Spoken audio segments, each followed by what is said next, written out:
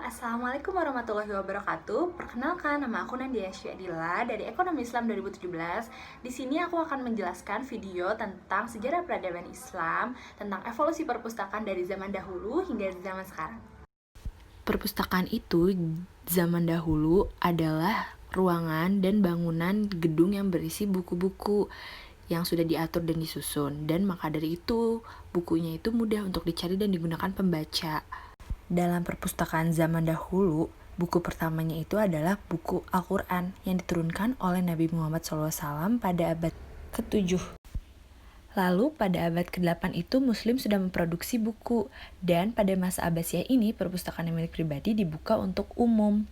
Karena pada awalnya buku pertama itu adalah Al-Quran, Al-Quran juga sudah mempunyai daftar isi dan mempunyai susunan ayat Al-Quran, sehingga ada salinan Al-Quran yang dibuat oleh Utsman bin Affan.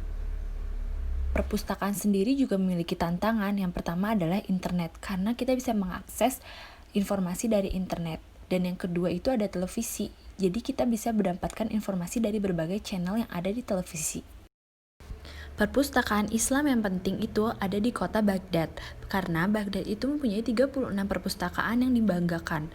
Dan adapun Baitul Hikmah, contohnya di kota Baghdad, itu adalah sebagai pusat perguruan tinggi dan perpustakaan. Dari 36 perpustakaan yang paling terkenal itu adalah salah satunya perpustakaan di Baghdad yang bernama Bait Al-Hikmah.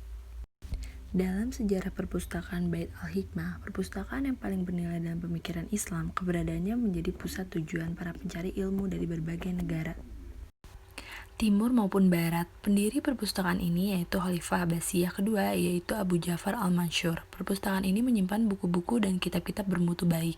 Kitab-kitab yang bermutu baik itu bersumber dari tulisan bahasa Arab maupun bahasa non-Arab. Gimana sih perpustakaan masa depan? Perpustakaan pada masa depan itu jadinya lebih mengutamakan ruangan yang nyaman dan memfasilitasi berbagai kegiatan masyarakat. Konsep yang dikembangkan adalah mendekati perpustakaan dengan masyarakat dengan cara memberikan fasilitas, desain ruangan yang minimalis, modern, dinamis, dan penuh warna. Apa sih bedanya perpustakaan zaman dulu dengan zaman sekarang? Nah, bedanya perpustakaan zaman dulu sama zaman sekarang itu, bedanya fungsi perpustakaan zaman dulu itu masih sama kok dengan zaman sekarang, hanya saja zaman dahulu itu sebagai pusat belajar atau learning center. Terus juga zaman dulu banyak ulama yang mendirikan perpustakaan, dan fungsi perpustakaan zaman sekarang itu, bedanya itu hanya dilihat dari berbentuk media non-cetak. Jadi, kita juga bisa mendapatkan e-book, di mana nanti kita bisa mengakses informasi dari buku tapi bisa dibuka oleh laptop.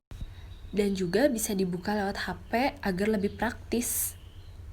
Semoga video ini dapat menginspirasi teman-teman semua ya, untuk tidak meninggalkan buku cetak meskipun di era digital ini banyak buku non-cetak.